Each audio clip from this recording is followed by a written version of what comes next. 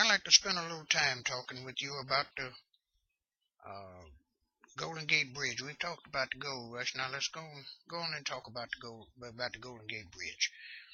First of all, let's establish some facts here. San Francisco was a little small town of about 200 back during the Gold Rush time. But in 6 years, the population of San Francisco grew from 200 to 36,000. And that same year, uh, they chose a governor, chose a legislator, wrote the Constitution, and California became a state in the year of 1850. And for the next 75 or so years, San Francisco grew and grew and grew. In other words, people migrated over to San Francisco because of all of the work that was over in San Francisco. Also, some of them migrated over to the Marin Highlands, which is right now is called San Rafael. The mode of transportation of getting back and forth across there was by transit. We ain't gonna call it transit, but by boats and ferries. Ferries carried cars and everything like that. The name of that transit at that time was the Golden Gate Transit, Golden Gate Ferries, and they carried the people back and forth. But the population of San Francisco and Marin Highlands got so great until they needed better transportation, a better method of getting back and forth across there. So a guy by the name of Joseph Brennan decided to build a bridge. Well, he started putting out feelers.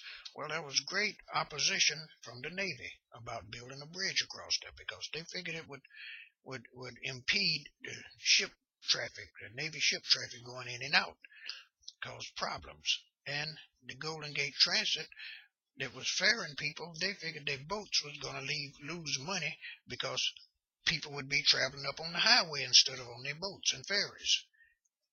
But he won the battle and got that bridge built. It took him 4 years to build that bridge, and they had some very rough times of building that bridge because the tides was very rough there. The water was very deep, cold, often windy, often with a lot of fog.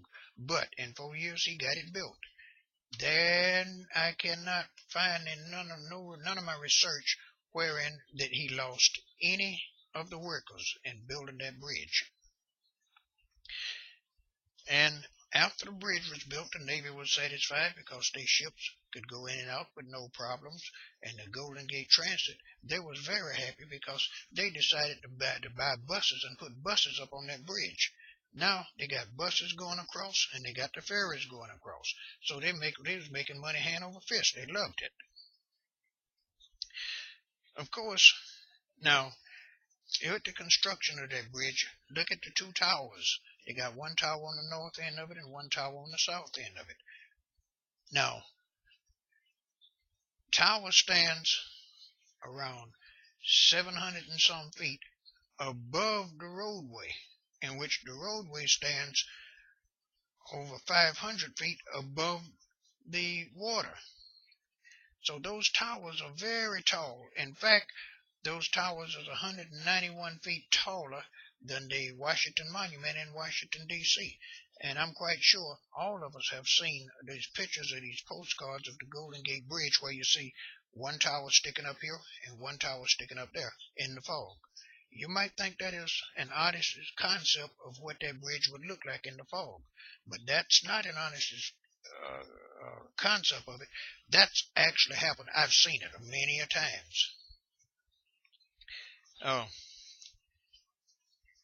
And today, that bridge is one of the most photographed bridges in the world. Not only is it one of the most photographed bridges in the world, that bridge is also known as a magnet for would-be suiciders. They have estimated that over 1,300 people have jumped off that bridge. And they can only give account of one person jumping off that bridge and living. That one lady, her name was Sarah Rutledge. Sarah jumped off that bridge in the early part of 1988. After the jump, She was fished out the water, carried over to San Francisco General, and they doctored on her. They got Sarah back right. She stayed in the hospital roughly 3 months. Then she got out the hospital.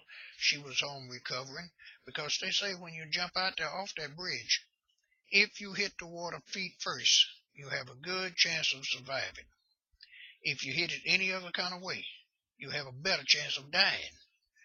So, Sarah must have hit it right that time. But when you hit it feet first from that height, and at your speed you're traveling well over 150 miles an hour going down, depending on your weight. When she hit it, she must have hit it feet first, but it did break up her legs and a few bones and crush up her insides and even messed up her liver and all that other kind of good stuff. I mean, it really messed her up. She was close to dead when they pulled her out of there. But they got her back well, and as soon as she got well and able to get out the house and go, guess where that gal headed? That gal headed right on back down to that bridge, and she made another jump. Only person in history that they know of that jumped off that bridge twice. This time she didn't make it. It was all over for her. And since it was all over for her, let's just say I sure hope you enjoyed my little speech because it's all over for me.